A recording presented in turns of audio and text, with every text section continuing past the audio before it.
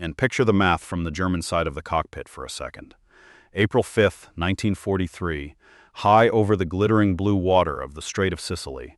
And everything about this route was supposed to be safe, calculated down to the last mile of fuel range. The Operation Flax was in full swing. Rommel's Afrika Korps was starving in Tunisia, cut off and running out of everything that kept an army fighting, and the only thing standing between them and total collapse was an aerial supply line stretched thin across the Mediterranean.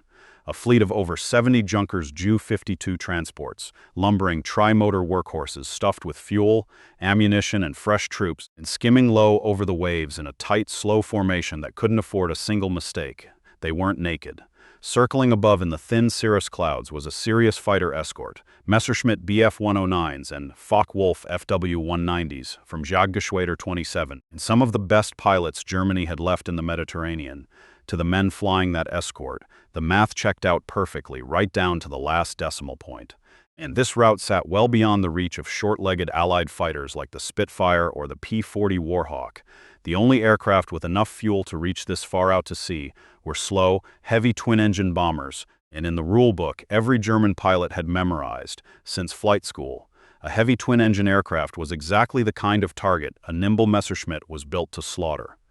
They believed they owned this stretch of sky completely, and they were about to find out how wrong that belief was. Before we get into the ambush that tore this aerial bridge apart and handed the Luftwaffe a nickname they'd never forget, we want to know who's watching this with us. And this history survives because people keep telling it straight, without the Hollywood gloss.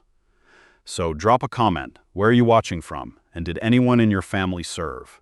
And if you want the real story instead of the movie version, hit subscribe. At 0800 sharp, the German escort pilots caught something odd, tiny silver dots falling out of the sun.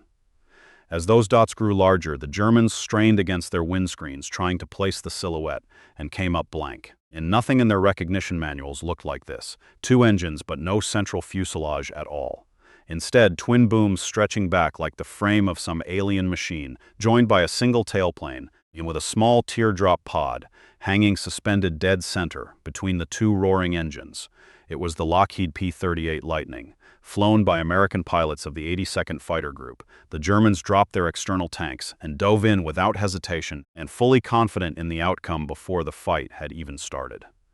Basic physics said a twin-engine aircraft weighing over 15,000 pounds should handle like a delivery barge, sluggish and predictable. They expected to slide onto its tail with ease and cut it out of the sky long before it ever reached the transports below.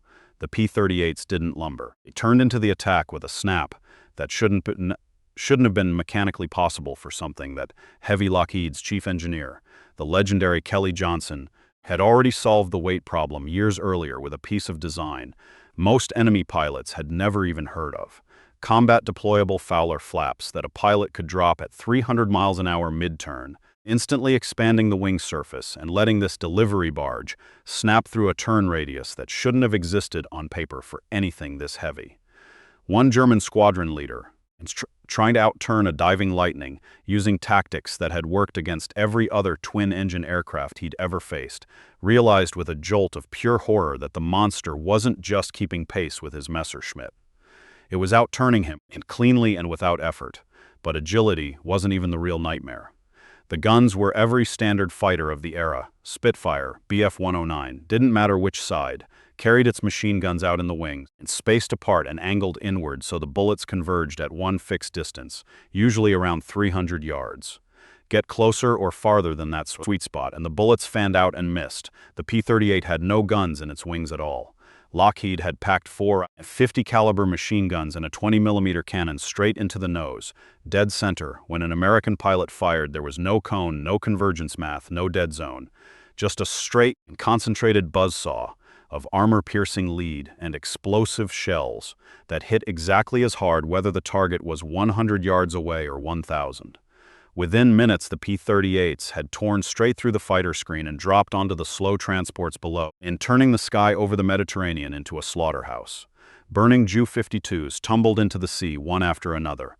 Over a dozen went down along with several of their escorts, plunging into the water in towers of steam, oil, and smoke. And the surviving Luftwaffe pilots limped home to Sicily and Tunisia. Their reports were full of the same stunned disbelief. ambushed far out over open water, in a stretch of sky they'd been told was mathematically impossible for a fighter to reach, by a machine with a bomber's range, a fighter's agility, and a gun system that cut aircraft in half from any distance at all. They didn't know the American designation. So they gave it their own name instead, Der Gabelschwanzteufel, the fork-tailed devil. And by late April 1943, the remnants of Rommel's Afrika Korps were pulling back through the sun-scorched Tunisian desert in a desperate fighting retreat, exhausted men trying to keep a collapsing army moving. Out here, with no cover for miles in any direction, a soldier's ears mattered every bit as much as his rifle. The desert doesn't hide anything. Flat, open, and merciless, with nowhere to disappear if a convoy got caught in the open. A German convoy caught on a dirt track by Allied aircraft had exactly one real defense, hearing it coming early enough to scatter and dig in. And troops learned to pick out the distant growl of a Hawker Hurricane or the distinct roar of a P-40 Warhawk long before either aircraft became a visible speck on the horizon. That warning bought them seconds to stop, dive into a ditch, and get behind the flak 38 guns. Sound itself had become a weapon the Germans understood intimately. Their own Stuka dive bombers carried sirens specifically designed to terrify with noise before a single bomb ever landed, and proof that the German military itself believed fear could be engineered through sound alone. Then, in the final bloody weeks of the North African campaign, they ran into an American aircraft that broke that entire system. A German supply column, Opel Blitz trucks and SDKFZ, 251 half-tracks packed with exhausted men and dwindling supplies, was grinding through a dusty wadi in northern Tunisia. Drivers scanned the glaring, cloudless sky out of pure habit and the way they'd been trained to for years, hearing nothing but their own engines and the crunch of tires over sand. Then, with no warning at all, the lead truck simply exploded. The air filled instantly with the overlapping detonations of 20mm cannon shells and the sharp crack of .50 caliber rounds tearing through steel. Soldiers threw themselves flat, completely disoriented. They hadn't heard an engine. They hadn't heard a dive. Just the impact itself, arriving out of nowhere. Only when they looked up did they see the source. Twin-boomed P-38 Lightnings pulling out of a dive just feet above the desert floor. And only as the aircraft passed directly overhead did they finally catch the sound of their engines. Not a roar, but a smooth hissing rush, more like tearing canvas than machinery. That silence wasn't luck. It was an engineering accident with devastating consequences. The P-38 ran on two Allison V-17-0 liquid-cooled engines, but for high-altitude performance Lockheed had bolted on General Electric turbo superchargers, mounted well back in the twin boom and far from the pilot and far from the propellers. Exhaust gases were routed through long piping to spin the turbines before finally venting out the back, and in solving a purely mechanical performance problem, the engineers had accidentally built the most effective muffler ever strapped to a fighter plane, without ever intending to. When a P-38 pilot spotted a convoy from 15,000 feet, he'd cut his throttles and nose over into a steep dive. And coasting downhill past 400 miles an hour, the already quiet engines produced almost no mechanical noise at all, just the aerodynamic whoosh of air over the wings and booms. And because the aircraft was diving that fast, and the physics worked entirely against the men on the ground. The stream of bullets from that nose-mounted buzzsaw arrived faster than sound itself. By the time the muffled hiss of the engines reached anyone's ears, the convoy was already torn apart. A captured German artillery officer, interrogated by American intelligence in Tunisia, put the psychological toll into words the interrogators would remember for years. Getting attacked by Spitfires, he said, was terrifying, but it was an honest terror, and one that gave you a fighting chance to react. You hear the engine, you brace, you fire back. It's a battle, plain and simple. The Americans and their twin-boomed fighters were something else entirely. Not a battle, an assassination. No roar, no warning, and nothing to brace against at all. You're marching in the sun, and the man beside you is suddenly cut down, and you don't even hear the aircraft that did it until it's already gone, vanishing back into the same empty sky it came from. And the toll on the Afrika Korps was brutal and relentless. Men started flinching at empty sky, exhausted from a fear they couldn't even locate or brace against. The screaming Stuka had been built to terrify through noise, an honest kind of fear you could see coming. The silent P-38 delivered something worse. Total, inescapable helplessness with no warning at all to prepare for. By stripping away the one thing every soldier relied on to survive an airstrike, the Americans had rewritten the rules of ground warfare in North Africa. The fork-tailed devil wasn't just strange to look at. It hunted in total silence, and that silence turned the open desert into a trap with no way to see it coming. By March 3, 1944, the Luftwaffe had built its entire homeland defense around one comforting piece of math, repeated so often it had become an article of faith. American daylight raids were reaching deep into Germany, but high command, and tucked safely into fortified bunkers hundreds of miles from the fighting, still believed in something they called the air sanctuary. German engineers had run the numbers on every Allied fighter in the sky, down to the gallon. A Spitfire and the American P-47 Thunderbolt simply didn't carry enough fuel to fly from England to Berlin and make it home again. They had to turn back near the German border, which meant the B-17 bomber stream flew the most dangerous stretch of every single mission completely alone, with nothing overhead to protect it.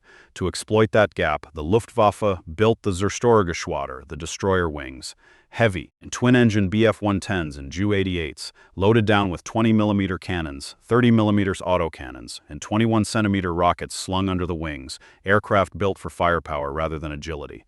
Too sluggish to dogfight, sure, but they didn't need to. Their whole doctrine ran on patience, wait for the American escorts to run low on fuel, and turn for home right on schedule.